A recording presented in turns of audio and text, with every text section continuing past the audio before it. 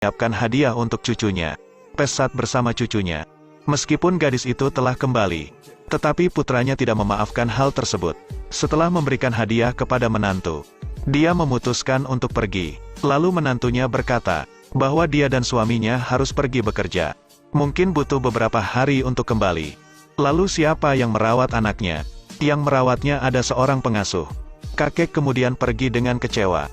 Setelah melihat kakek yang kecewa, kakek meminta untuk mengasuh anaknya. Karena sekarang kakek akan pulang untuk mengunjungi makam istrinya. Untuk sebuah janji antara kakek dan nenek. Menantu wanita melihat itu. Dia juga menyetujui untuk membawa anaknya bersamanya. Supaya bisa mengunjungi makam neneknya. Lalu mereka berangkat naik kereta. Kakek itu sangat khawatir. Dia takut cucunya terjadi sesuatu. Tapi cucunya ini seorang gadis kecil yang nakal. Dia begitu karena ibunya memaksanya untuk pergi bersama kakek. Dia bertanya di sisi mana untuk tidur. Saat kakek akan duduk di sebelah kanan, gadis itu menyuruhnya duduk di sebelah kiri. Dia juga selalu menurut apa kata gadis kecil. Kemudian staf kereta api membawa sebuah kotak.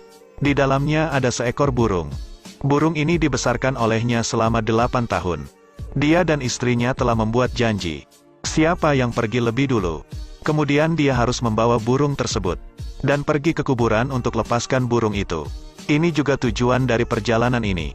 Pada saat waktu makan, cucunya hanya sibuk bermain ponsel. Kakek menyuruhnya untuk makan nasi. Gadis ini bilang tidak menyukai makanan tersebut. Dia dengan sengaja tidak makan nasi. Hasilnya di tengah malam, gadis itu mengatakan bahwa dia lapar. Kakek segera bangun dan memasak mie untuknya. Bangunkan kakek lagi di tengah malam. Dia berbohong bahwa sedang sakit perut.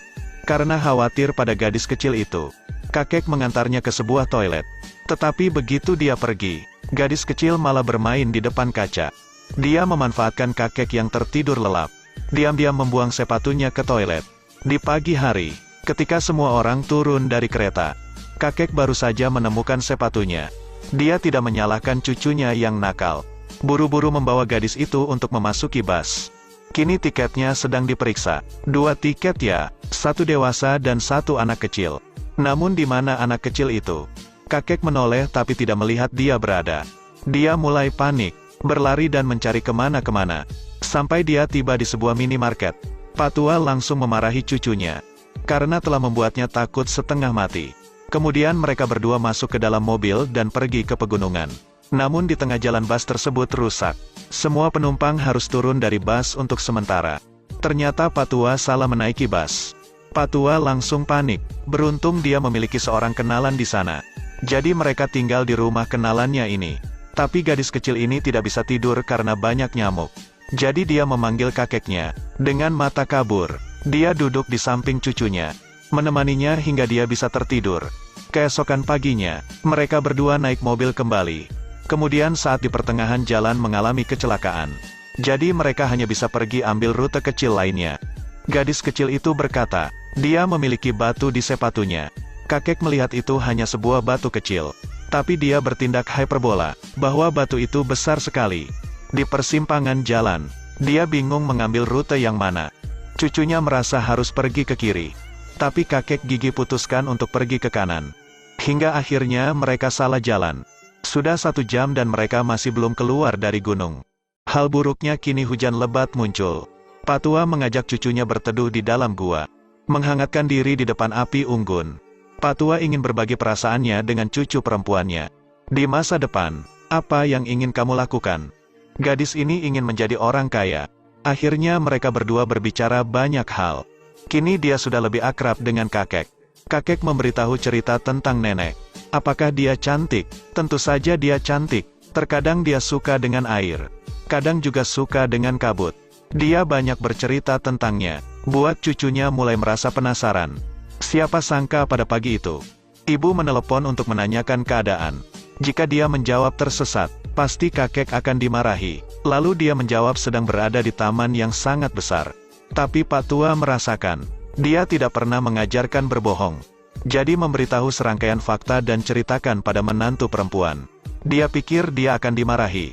Kemudian gadis itu menutup ponsel tersebut, dan melemparkannya jauh di sana, karena sang ayah tahu putrinya tidak kembali ke rumah. Jadi dia buru-buru menyusul mereka. Gadis itu tidak bisa lepas dari teguran. Dan sampai akhirnya mereka keluar dari hutan. Namun jalan mereka terhalang oleh sungai. Pak Tua tidak sengaja terjatuh. Gadis ini tidak ingin menunggu. Dia akan pergi mencari bantuan. Dia hanya perlu melihat cucunya pergi lebih jauh. Beruntung gadis kecil bertemu dengan tukang perahu. Orang itu juga memberi mereka rumah untuk makan malam. Lalu membawa dokter untuk memeriksa kondisi Pak Tua. Di sini gadis kecil juga mendapatkan teman baru. Setiap hari membantu memanen padi. Ini yang membuat gadis ini merasa senang. Dia belum pernah mengabari keluarganya selama 3 hari di sini. Kakek tahu pasti putranya marah. Jadi dia memutuskan untuk menyewa mobil. Supaya gadis kecil itu bisa pulang ke rumah. Tapi gadis itu tidak setuju. Dia bersembunyi di balik pohon. Sopir menunggu untuk waktu yang lama. Dan akhirnya harus kembali pergi. Gadis kecil ini kini ingin berpetualang bersama kakek. Kemudian, mereka menaiki sebuah bus untuk pulang ke kampung kakek. Lihatlah rumah di desa itu. Pemilik toko mengatakan, dia akan menjual rumah itu untuk pergi ke kota. Kemudian Pak Tua ingin melepaskan burung yang sudah dijanjikan. Namun keesokan harinya, ketika gadis kecil bangun, dia menemukan burung yang dibesarkan selama 8 tahun telah mati. Gadis kecil itu tidak mau melihat kakek bersedih. Dia menyelinap membawanya ke desa, menjual ponselnya untuk membeli burung serupa. Namun kini ayahnya tiba-tiba datang. Dia harus cepat kembali ke rumah untuk memasukkan burung ke dalam sangkar. Kakek menggendong burung dengan gembira. Dia nyanyikan lagu ini lagi. Kakek telah memelihara burung selama 8 tahun. Dia mungkin tidak menyadari bahwa itu burung berbeda. Kemudian dia membawa burung itu ke kuburan istrinya. Lalu melepaskan burung tersebut. Janji milik mereka kini telah terpenuhi. Ayah melihat putrinya bahagia. Dia berterima kasih kepada kakek karena telah merawatnya. Ayah dan anak kini berdamai. Dia juga membelikan rumah tua pada kakek sebagai hadiah. Kemudian membawa gadis kecil kembali ke Beijing. Tahun-tahun ini suami dan istri sibuk dengan pekerjaan. Dia memberi mereka pengasuh untuk mengurusnya. Gadis kecil ini cukup cerdas. Dia membawa bayi burung dari pedesaan. Dan ayah gunakan seruling untuk mengajari burung bernyanyi. Ayah tahu bahwa burung tidak bisa menyanyi. Maka dia harus mengajarkannya menyanyi. Mungkin akan memakan waktu beberapa hari atau minggu. Biasanya sih membutuhkan waktu beberapa tahun. Bunga hanya perlu dirawat supaya bisa mekar dengan indah. Seperti sebuah hubungan, harus dijaga baik-baik supaya terasa selalu indah. Dan juga komunikasi dalam hubungan itu penting. Jika menolak untuk saling mengerti, hubungan akan cepat berakhir, dan cerita pun selesai. Terus ikuti Edelweiss Review untuk mendapatkan update film berikutnya.